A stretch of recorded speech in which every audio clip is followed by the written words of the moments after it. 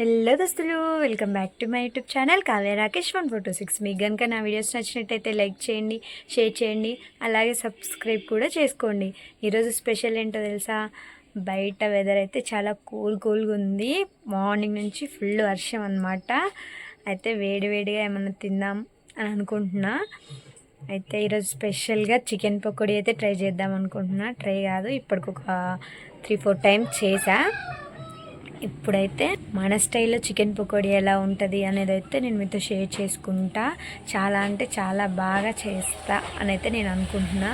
ఎందుకంటే మా అమ్మ నేర్పించింది కదా, ఆ మాత్రం చేస్తాను అనమాట.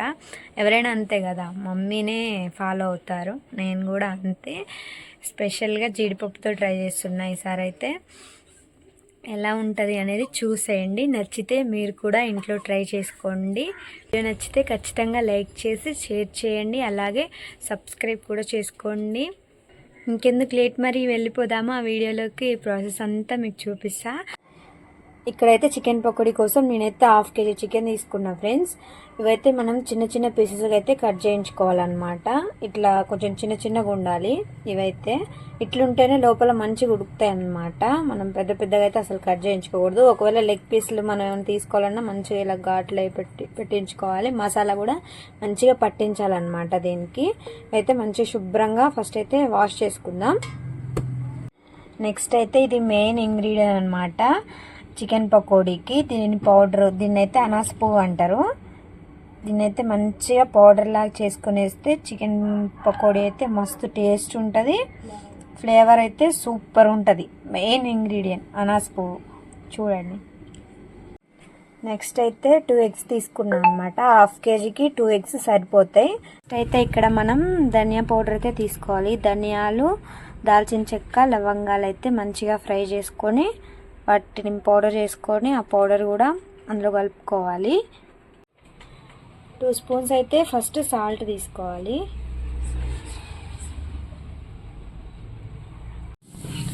నెక్స్ట్ మెయిన్ ఇంగ్రీడియంట్ అనమాట, మనం జీడిపప్పుతో చేద్దాం అనుకున్నాం కదా, జీడిపప్పు. 3 spoons అయితే కారం,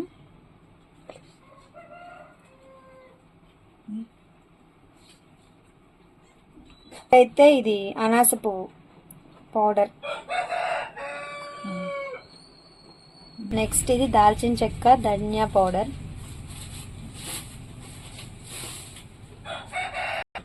నెక్స్ట్ కార్న్ఫ్లోర్ అన్నమాట. కొంచెం ఆయిల్ పోసుకోవాలి. నెక్స్ట్ ఎగ్స్ అన్నమాట.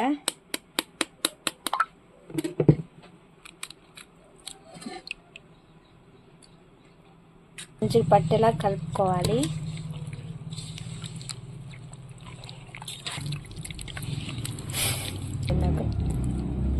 నెక్స్ట్ అయితే మొత్తం మంచిగా కలుపుకోవాలి. అన్ని ముక్కలు పట్టేలాగా మంచిగా మ్యాగ్నేట్ చేసుకోవాలన్నమాట మసాలా అంతా.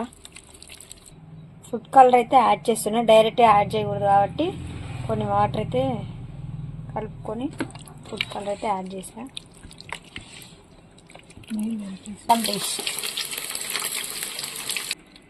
ఈ విధంగా మ్యాగ్నేట్ చేసుకొని ఒక 1/2 hour అయితే పక్కకు పెట్టేసుకుందాం.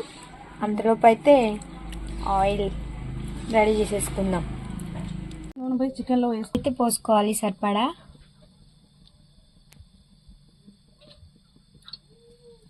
అది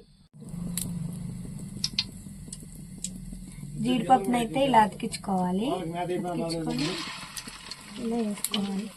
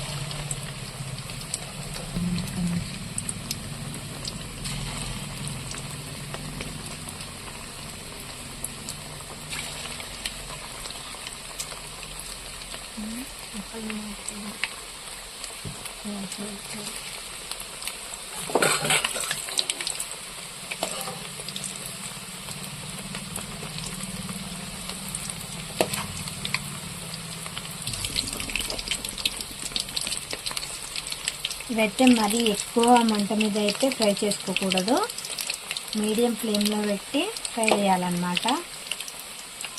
ఎక్కువ మంట పెడితే ఏమవుతుందంటే లోన ఉడకదు.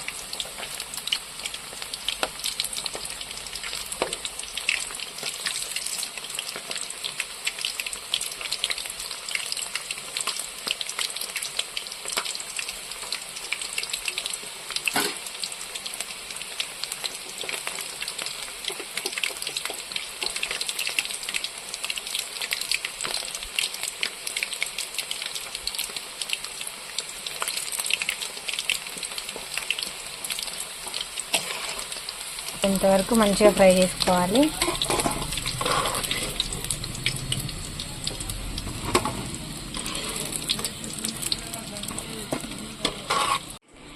వేడి వేడి చికెన్ పకోడీ అయితే రెడీ అయిపోయింది ఫ్రెండ్స్, చూసేయండి. వేడి వేడి చికెన్ పకోడీలో నిమ్మకాయ పిండుకొని తింటే ఆ టేస్టే వేరబ్బా. నా వీడియో నచ్చితే మీరు కూడా ట్రై చేయండి. ఇలాంటి మరెన్నో వీడియోస్ కోసం అయితే మన ఛానల్ని సబ్స్క్రైబ్ చేసుకోండి. Bye bye.